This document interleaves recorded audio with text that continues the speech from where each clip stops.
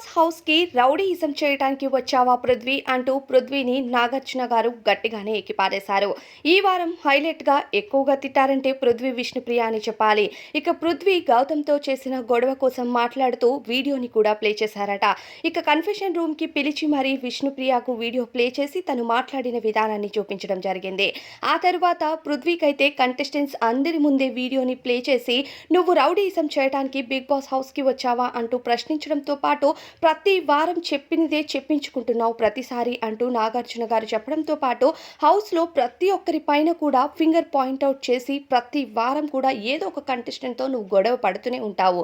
ఏదైనా గెలవాలంటే గొడవ ఒకటే మార్గం అని ఎందుకు అనుకుంటున్నావు పృథ్వీ అంటూ పృథ్వీని మామూలుగా తిట్టలేదట నాగార్జున గారు. ఇప్పుడు నువ్వు హౌస్కి వచ్చి 12 వారాలు ముగిసింది. ఈ 12 వారాల జర్నీలో ప్రతి వారం కూడా ఏదో ఒక కంటెస్టెంట్ పైన ఫింగర్ పాయింట్అవుట్ చేస్తూ పైకి గొడవలు పడటానికి వెళ్ళావు. ఈ వారం గౌతమ్, ఇక ముందు వారం కొంతమంది. ఎంతమంది కోసమని నీకు ప్రతి వారం చెప్పాలి? హౌస్లో ఉంటావా పోతావా? ఒకటే డెసిషన్ తీసుకో. కానీ గెలవటం కోసం అరుస్తాను, ఫైటింగ్ చేస్తాను, నాకు కండలున్నాయంటే కుదరదు అంటూ తిట్టారట. మరి దీనిపై అభిప్రాయం ఏంటో కామెంట్స్లో చెప్పండి.